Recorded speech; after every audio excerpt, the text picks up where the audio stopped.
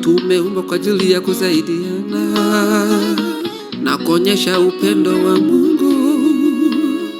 Mayatima wasiachwe nyuma, wenye huzuni wapate tumaini. With God we can do it. Hujambo ndugu mpenzi mtazamaji, na karibu tena katika channel yako With God We Can Do It TV, ambapo tunapatikana Jamhuri ya Kidemokrasia ya Kongo. Leo nimekujia na kipindi chako kipendelevu cha Sauti ya Wanyonge, ambapo leo tumepatikana mtaani kwetu. Nipo katika kata la Kasenga, ambapo nimemtembelea baba mmoja mkongwe kabisa, ana umri wa miaka kadhaa akifanya kazi ya tayari, ambaye ameanza na miaka 16 hadi leo bado anafanya kazi, lakini amestep kwa sababu ya hali ya magonjwa. Basi twende tumuone mzee huyo upate kujua mengi zaidi kutokana na yeye. Hujambo babu? Si jambo. Unaweza kujitambulisha? Mimi ni Sukari. Tuambie babu, wewe ni Sukari ambaye uko tayari mkubwa, yani ulikuwa tayari mkubwa hapa jijini Uvira. Tuambie kazi hii ulianza namna gani? Nilianza na mikono, sikufundishwa kwa mashine. Nilianza kwa shindano tu hivi. Tuambie, yani zamani mlikuwa mkishona kwenye shindano au kwenye ile mashine ambayo mlikuwa mkifanya mnapedali? Na mashine ya kupedali. Mbona tuambie kuwa wewe ulianza na shindano ya mkono? Nilianza kushindano tu ya mkono, sikufundishwa na watayeri. Yani ni kitu ambacho kilikuwa ndani mwako, yani una kipaji hicho. Niliona siwezi kukaa bila kuwa na kazi, ndio nikajifunza, nikaenda kwa tayeri. Nikaambia, wakaniambia kama watanifunza nitie mbuzi, nitie kuku na gazi ya pombe. Hivyo na msosantuiti, lakini hivi nilivikosa, ndio sasa nikaanza kujifunza na shindano. Nilikuwa natoka pale kutropikana, naenda kusinda Bujumbura mvile, mule mbatayere tu. Niko naangalia vile wako wanatumika, mpaka na vyenye wakaanza kuniuliza, mbona tunakuonaga ume? Nabaambia baba anasha kuwa mzee, hata nipatia franka za kufundwa kazi. Ndio maana niko nakuja na tembea tu. Like, hawakujua kama niko navumba ile kazi yao. Sasa babu, tuambie kwanza, kazi hiyo ulianza ukiwa na umri wa miaka mingapi? Mimi nakwambia kenza seza. Yani umeanza kazi hiyo ukiwa na miaka 16.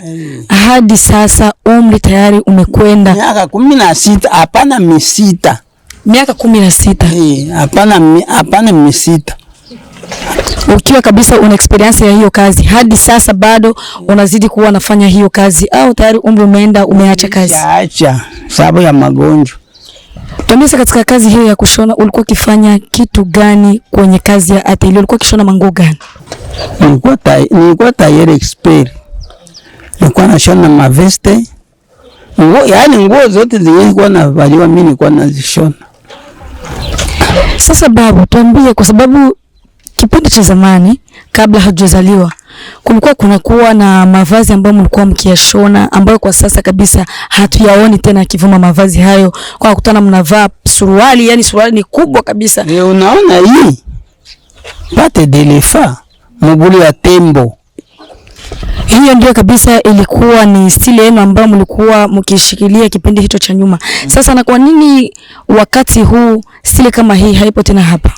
Baba, labda kwa sababu naona kweli umri umekwenda na siku zinakwenda, monde ndio na changer, lakini bado una suruali kama hii. Ni kwa nini? Sikugeuza depuis 1968 mimi nikaanza nikuvala hizi, na mpaka hivi si ya changer. Yote nyinyi yangu nitashona mpaka iko hivi. Ukiuliza pote Kasenga batakwambia. Na ikiwa wewe bado unaendelea kwenye style hiyo za kipindi cha zamani, je, kuna watu ambao nao wakikuona unavaa nguo kama hii ya zamani, je, wanakuja wanakufuata na kuambia kuwa nao wanapenda style kama hii au hawapendi tena? Yani kila kitu kabisa kimebadilika. Sasa babu, tunahitaji utuambie kwa ufupi tu kabisa, kazi hii umeifanya ni hapa tu jijini Uvira au kuna sehemu zingine za juu ambako? Kwa vile kwanza Fizi, kuzunguka hivi mpaka hapa Uvira, kuzunguka hivi mpaka Bujumbura, kuzunguka vile mpaka Nyanza Lake. Ndio ulikuwa ukifanyia kazi kabisa, na tayari kabisa wewe ni mtaalamu kwa mambo ya kushona, kwa sababu watu wengi sana wanakusifia, watu wengi sana kabisa wanasema kuwa unafanya kazi vizuri. Lakini kwa sasa tuambie, je, bado unaendelea na kushona au ndio hivyo umestep? Nishaacha, niko mgonjwa. Sasa na baada ya magonjwa kukudhuru, unaishi namna gani? Hata naishi tu magumu tu, sababu tulitumika kazi ya usiku, na hiyo kazi ndio nyiko inanilisha. Ni kazi ya usiku, kupiga mzinga ni wanawake tulioaga, na hiyo kuoa tukazala, na hiyo kuzala ndio iko inanilisha. Yani ni watoto ndio wanakulisha kwa sasa? Je, ni kila siku au? Kila siku hivi niko hapa, nikienda kusema eti nasikia sasa njala, banatia mambo huko. Tuambie sasa, wewe unaishi wapi? Kwa sababu nimekukuta hapa mtaani, sijui kama ndio nyumbani au niko tu hapa Kasenga. Je, hapa ni nyumbani au? Niko hapa. Nyumba yangu ilibebwa na maji na mlongo, kisha hivi niko kwa bwana mdogo. Nyumbani kwako tayari kumeenda na mafuriko. Je, hawezi kutaka mtu yote ambaye anaweza kujitokeza labda akupe msaada wote ule? Kama wakupewa msaada anaweza kataa? Njoo tuambie. Siwezi kataa. Tu ambaye anajitokeza kwa kutoa msaada labda ya matunzo, kwa sababu umesema tayari umestep kazi kwa sababu ya magonjwa ambayo yamesha kukumba tayari. Unaona miguu yangu iko na vimba. Kwa hiyo magonjwa yako ni ya miguu, sio mgongo au tatizo nyingine? Hiyo tu miguu. Sasa na hiyo miguu imekukumba hivi, labda ni kipindi ambako mlikuwa mkipedale wakati uko unashona au tu ni magonjwa yamejitokeza? Hiyo kupedale, watairi wote ukisha kawia mtairi mpaka miguu itakuwa na kuvimba. Sasa babu, tena haitembei na nguvu. Sasa babu, naomba utueleze kidogo, kwa sababu wewe ni tayari mkubwa, una experience kubwa sana, ingawa kwa sasa vijana wa leo nao wameshaanza kujifunza kazi hiyo, na wadada wengi wanaanza kufanya kazi kama na hiyo. Sasa tuambie, katika kazi hiyo uliwahi kufundisha watu wangapi? Je, katika mingine hiyo ambao umeenda na tembea huko umefundisha wangapi? Niko na wafundi 25 wengine nifundisha watayari, wamoja wako Amerika, wengine bako Rwanda, wengine bako hapa Uvira hapa hivi, wengine bako kwetu. Ndipo ambako wanapatikana. Je, katika hao watu wote ambao wanapatikana huko hakuna hata mtu mmoja ambaye amewahi kumkumbuka mwalimu amtumie taskari? Kuko mmoja ambao uliwafanyia. Kuko mmoja kwa Amerika, wawili wako Amerika ambao wanafanya kazi kama vile, wana experience kama vile wewe. Kuna uhakika kwa kuna mtu ambaye amechukua yani kila kitu kwa mwalimu, yani vile wewe jinsi unavyofanya nao wanafanya vile? Mmoja yuko wawili wako nani, wawili wako Amerika, watatu wako Rwanda, wengine wawili wako Burundi, na hapa Uvira kuko wangapi? 1, 2, 3, 4, 5. Hapa Uvira kuko 5.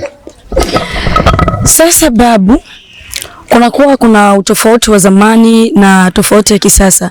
Nyinyi zamani watu walikuwa wakileta mavazi, yani ukimwambia utakuja kuchukua baada ya siku 3, baada ya siku 2 na anapata mzigo. Lakini watayari wa leo sio hivyo. Unampa hela, unampa kila kitu, lakini nguo itafanya mwezi mmoja, mwaka mzima, nguo haijaisha. Je, ile inaweza kuwa ni nini ambayo inasababisha hivyo? Hiyo inakuwa ni roho yake. Yeye siwezi kuambia sema ni hivi na mapasha ni hivi, hapana. To sasa kama vile ushauri gani kwa watayari wa kisasa? Sa majorite watayari wa kisasa ni wanawake, si wanaume. Kama vile ushauri wako sasa, wewe kuwa na mshimamo na unaona experience kama vile ya kwako wewe ambao ulikuwa ni mwaminifu katika kazi yako. Si waoni. Ni kwa sababu gani? Ni kwa sababu gani? Ni generation yenu sasa. Basi tabia kwa mwisho. Unaweza kana mtano na Aisha kupatia frank. Mtasikilizana. Hamuwezi. Pengine awe ni bwana mama yako ndio hata kuache. Sasa babu, tuambie kwa mwisho, unaweza kuambia kitu, una kitu cha kuambia? Hata mimi siwezi kuambia kitu sababu hakuna mwenye wa niveau ya kazi yenyewe tulikuwa tunafanya. Nimesema labda watu ambao wanatutizama kwa mida kama na hizi, yani mtandaoni, ambao watakakuona kwa mida kama na hizi, una kipi unaweza kuchangia? Kuna msaada ambao unahitaji kutoka kwao wala ambao watakao kuona? Hakuna tena msaada siku hizi. Hakuna tena msaada. Msaada ilikuwa zamani. Ukafundisha mtu kazi anajua sema kweli nilifundishwa kazi na mimi nilifundisha naweza nisileo tena. Sawa babu, watu wote wamekuelewa. Amukumbwa na Mungu ndio mnakuwa wengi. Mungu tayari. Unajua wenyewe wakumbwa na Mungu. Wenyewe wanawake. Mnakuwa soko.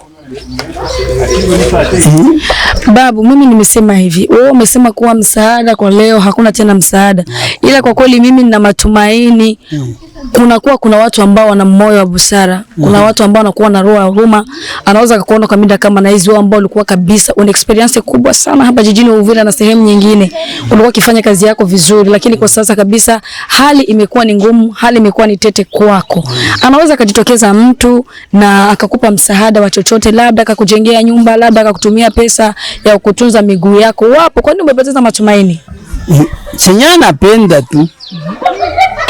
Na mpenzi mtazamaji, hata nikushukuru wewe ambao ulikuwa nasi hadi sasa. Tumefika mwisho wa kipindi chetu. Kama vile kabisa umekwenda kumsikia mwana baba huyo mkongwe, Babu Sukari, ambaye kabisa alikuwa akifanya kazi vizuri sana hapa jijini Uvira, lakini kwa leo amesepa kwa sababu ya hali ya magonjwa na hana msaada wote ile. Anawategemea nyinyi wa manager, nyinyi ambao mnamtizama kwa mida hizi kabisa. Ikiwa una mchango wote, una moyo wa huruma, una moyo wa busara wa kusaidia wengine watu, jamani, tafadhalini mnaweza kumsaidia na chochote kile ambacho mpo nacho, kwa sababu babu kwa leo hana chochote, ana step tu nyumbani, yani anapata msaada kwa watu wote wale. Kwa hiyo anawasubiria nini?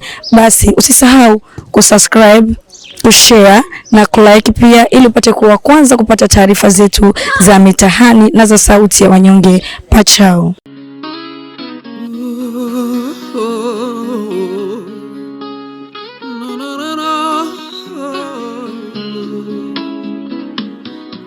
Tumeumbwa kwa ajili ya kusaidiana na kuonyesha upendo wa Mungu. Mayatima wasiachwe nyuma, wenye huzuni wapate tumaini. With God we can do